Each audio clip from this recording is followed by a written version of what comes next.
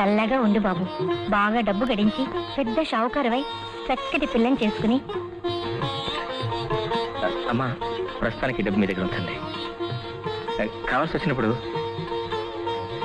అమ్మా, ఇప్పుడే కావాలి, 10 రూపాయలు ఇవ్వండి. ఇంతలోనే ఎందుకురా? మొదటి జీతం కదమ్మా, అందుకని సినిమా పార్టీ చేసుకుంటాం. 10 రూపాయలు వచ్చారమ్మా. వస్తానమ్మా. ఏ సమయం? పద. ఏమిటిది? సినిమా హాల్ అండి. ఏ సినిమా? ఏదో పాత సినిమాలండి. అయితే చూడాల్సిందే. ఇదిగో మేనేజరు, మేనేజరు. ఏమిటి? అమ్మాయి సినిమా చూస్తారట. ఎలా కుదురుతుందయ్యా? ఇంటర్వ్యూ పైగా అయిపోయింది, బుకింగ్ కట్టేసాం. 6 గంటలు రండి. 6 గంటలకు రమ్మంటున్నాడండి. ఇప్పుడే చూస్తాం. ఆట మొదటి నుంచి వేయమను. ఇప్పుడే చూస్తారట, ఆట మొదటి నుంచి ఏమంటున్నారు. ఎలా కుదురుతుందయ్యా? లోపల జనం ఉన్నారు కదా. లోపల జనం ఉన్నారట అండి. ఉంటే లేచి పొమ్మనవయ్యా. తలోపది పారేవయ్యా. ఉంటే లేచి మమ్మల్ని తొలపది వారి తాళి బయట పోతారు. అంతేనంటారా? అంతేగాక అమ్మాయి గారు ఆర్డర్ వేసిన తర్వాత. అమ్మాయి గారు, మీ సిటీ సినిమాలా కాదు, 10 ఇంటర్వల్స్ ఉంటాయి. కనపడితే వినపడదండి, వినపడితే కనపడదండి. 2 ఉంటే కరెంట్ పోతే లేదా ఫీలింగ్ కట్. ఏంటో ఆట ఆపేశారే ఏంటి? నీకు మళ్ళీ చెప్పాలా?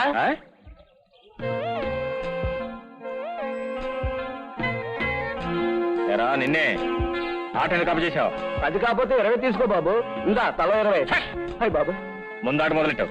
అదేం కుదరదు, పొమ్మని చెప్పు వాడికి. వాడు నువ్వేవుతావే? చెవిట్రా కూసావు. నువ్వు కూసిందేనే. ఏంటే మహా గేర్వానం పోతున్నావు? నువ్వు రానివైతే నాకేమైనా భయం అనుకున్నావా? బాయ్, ముందు ఆట మొదలెట్రా. ఓలాయ్, నీ కోసం మళ్ళీ ఆట వేయడం కుదరదు. హాయ్ బాబు, ఎలా కుదరతాలో నాకు తెలుసురా బే. ఆట ఆపేవో నీ లైసెన్స్ క్యాన్సిల్. నాకు రూల్స్ తెలుసురా. ఏంట్రా తెలుసు? వంకాయ పులుసు. రండి బాబు, లోపల రండి. ఆపరేటర్ ఆన్ చేయి. సుబ్బయ్య, ఈ హాల్ ఎవరిది? రైస్ మిల్ ఓనర్ రాజీ గారిదమ్మా. కొనే 6 ఆట చూడాలి. హాలు కొనడం, ఆపరేటర్ ని మేనేజర్ ని సాగుకొట్టించడం అన్ని ముగించాను. శభాషలుడు. ఇక ఓనర్ను తినడానికి రెడీగా ఉన్నాను. నా జానకిని అవమానించిన గాడిదల్ని నేను వదిలిపెడతానా? జానికి అవమానం చేసింది హాలు వాడు కాదు, ఒక కూలి వాడు, నేల టికెట్ వాడు. వాడి పావలా టికెట్ బలంతో ఆట నడిపించాడు. నేను నా లక్షల బలంతో ఆటను ఆపలేకపోయాను. ఆ రాస్కల్ నన్ను ఓసే అన్నాడు. ఎవడవాడు చెప్పు, ఇప్పుడే వెళ్ళి. నువ్వు వెళ్ళటం కాదు, వాడు ఇక్కడికి రావాలి. నా ముందు నిలబడి సారీ చెప్పాలి, కళం కొట్టాలి. వాడికి గుండు గీయించి సొల్ల బొట్లు పెట్టించాలి. అలాగే కూలి విధంలో అక్కడ ఎంతసేపు? ఎవడయ్యవాడు? ఆ మిలిటరీ చేతిలో కమతగాడండి. అన్నం పెట్టి 100 రూపాయలు ఇస్తారట. సుబ్బయ్య పద. తమ్ముడు నువ్వెందుకురా వెధవు పాలేరోడు దగ్గరికి? సుబ్బయ్య అయ్యా నువ్వెళ్ళాకురా. అలాగేనండి.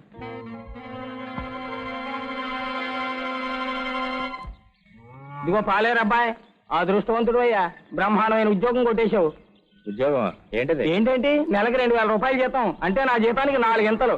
3 పూట్ల నరమాంసం తప్ప అన్నిటితో భోజనం, టిఫిను, కాఫీ టీలు, అమ్మాయి గారు చూడనప్పుడు సిగరెట్లు, పొద్దు మడిగాక మనిషికి అరబాట్లు, వెన్నగాచిన నెయ్యి లాంటి సారాయి.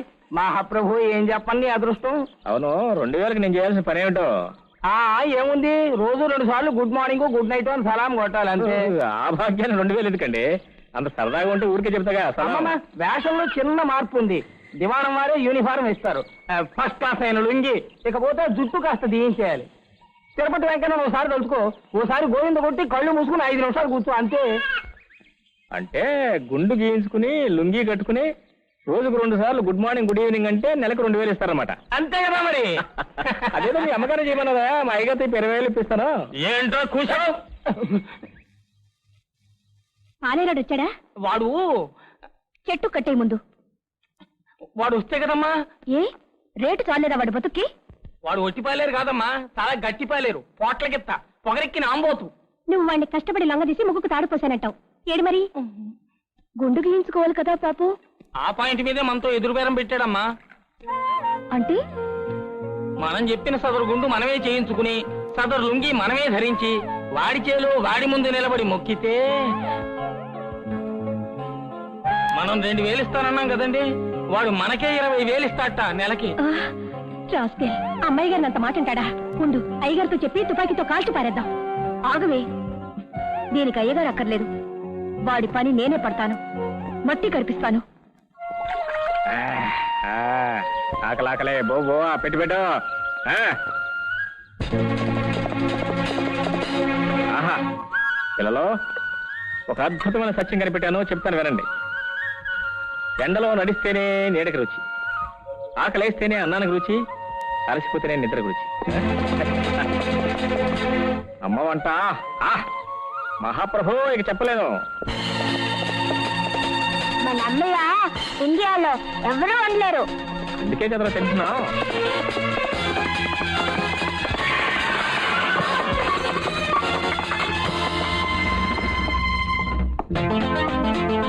అయ్యో, చూసావా అన్నం అంతా ఎలా తన్నించిందో?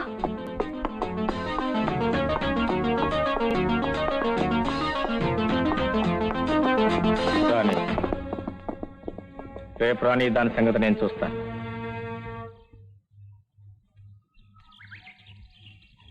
పిల్లలు రెడీ అయినా? రెడీ. రెడీ పాలే. చూడు, నిన్నేం చేస్తాను. మిమ్మల్ని ముగ్గురిని కొరడాలతో కొట్టించి చంపించేస్తాను. షూట్ చేయించి పారేస్తాను. నా తడాకా నీకు తెలియదు. చూసాను వాడంగరే పాపా. నేను పోరు. పొమ్మటానికి నువ్వెవడవి? నేను ఇక్కడే ఉంటాను. గురు, నువ్వు ఆడే గురు, నేను వెళ్ళి. ఫోన్లేరా పాపం, ఆడపిల్లేసారి కుదిరేద్దాం. Shut up, you country brutes, dirty village.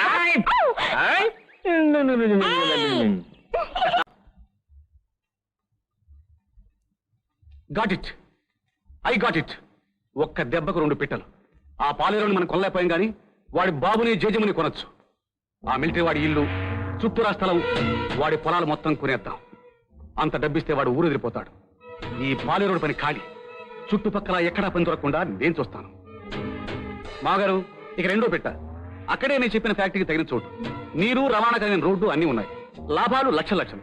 Correct. నా కూతురు కంట తడి పెడితే నేను చూడలేనలుడు. అవి తుడిచి నవ్వించకపోతే నేను, నువ్వు, మన ఆస్తి అందరం చచ్చినా బతికినా ఒకటి. పద. రాజావారు, నేను మిలిటరీ నుంచి బయటకు వచ్చేశాక పట్నాల్లో నాకు చాలా మంచి ఉద్యోగాలు వచ్చాయి. పెద్ద జీతాలు, బంగళా, కార్లు ఇస్తామన్నారు. అవి ఇష్టం లేక ఈ పల్లెకి వచ్చి స్థిరపడి హాయిగా ఉన్నాను. అంచేత దీన్ని అమ్మరు. సర్లేండి, కొన్నాళ్ల పాటు సరదా తీసుకున్నారుగా. అయినా మిలిటరీ వాళ్ళకి పొలంలో ఏం వస్తుందండి?